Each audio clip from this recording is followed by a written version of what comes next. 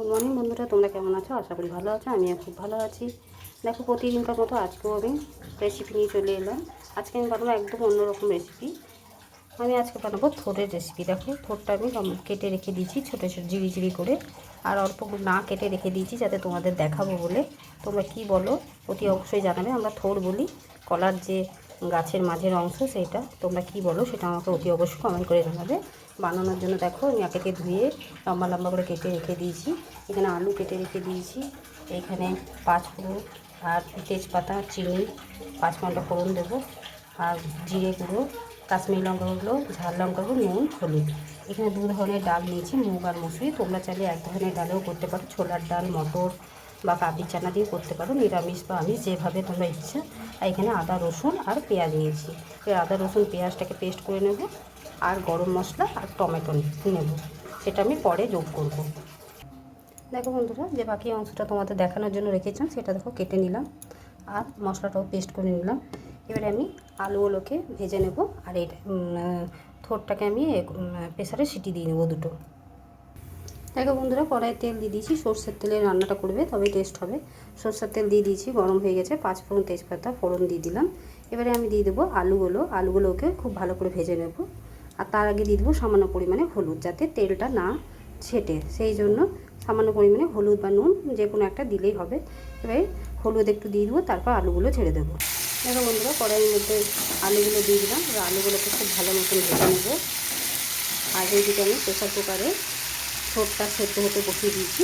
থোড়টা সেদ্ধ হয়ে গেলে তারপর আমি নামিয়ে নেব।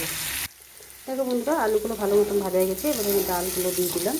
ডালটা দিয়েও কিছুক্ষণ নেড়ে চেড়ে নেবো, ডালটা যেন কাঁচা গন্ধটা না থাকে, তাই ডালটাকে একটু ভেজে নেব আলুর সাথে। তারপর আমি বেটে রাখা মশলাটা দিয়ে দেবো।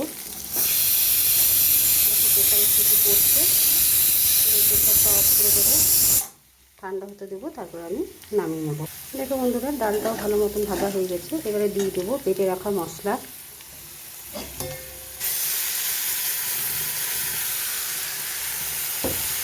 মশলাটা দিয়ে কিছুক্ষণ কষিয়ে নেব, আর সমস্ত যে গুঁড়ো মশলাগুলো আছে সেগুলো দিয়ে দেবো, আর মিক্সি জারটা দিয়ে কিছুটা জল এর মধ্যে দিয়ে দেবো। এবারে গুঁড়ো মশলাগুলো দিয়ে দেবো সমস্ত, সব ভালো করে এবারে কষিয়ে নেব যাতে কাঁচা গন্ধটা না থাকে।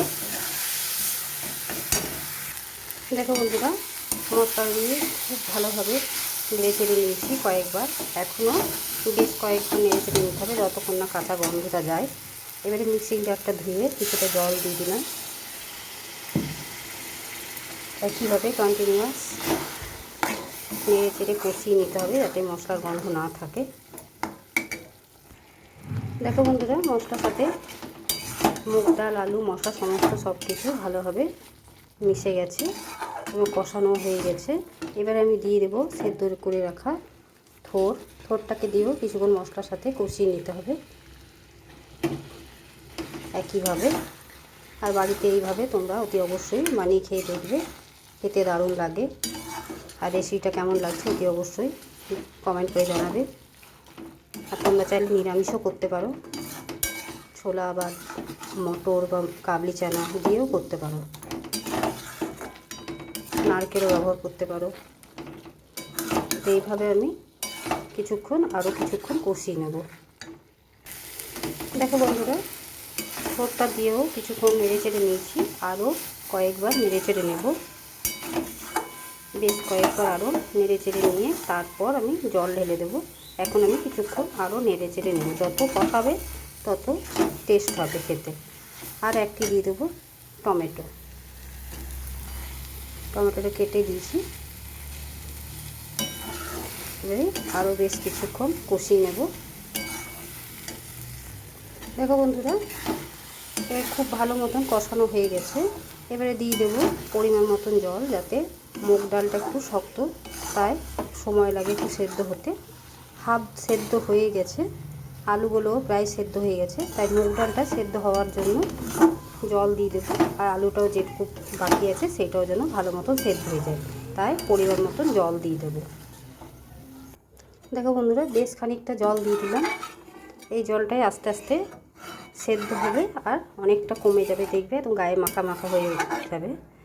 আর এইভাবে বাড়িতে অতি অবশ্যই বানিয়ে খেয়ে দেখবে। এই তরকারিটা ভাতে বলো, রুটিতে, পরোটারে সবেই ভালো লাগে খেতে। একবার অতি অবশ্যই বাড়িতে বানিয়ে খেয়ে দেখবে। এবারে আমি ঢাকা দিয়ে দেবো। আর তোমাদের আগে বলা হয়নি, থোড়টাকে আমি নুন আর হলুদ দিয়ে সেদ্ধ করে নিয়েছি। এবারে ঢাকা দিয়ে দিলাম। যতক্ষণ না সেদ্ধ হচ্ছে ভালো মতন ততক্ষণ ঢাকা দিয়ে রাখতে হবে। মাঝে মাঝে আমি চেক করে নেব।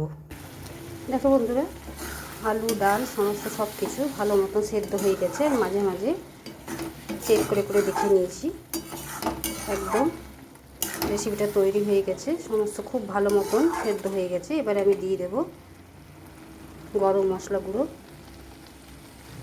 এবারে আমি গ্যাসটাকে অফ করে নামিয়ে নেব।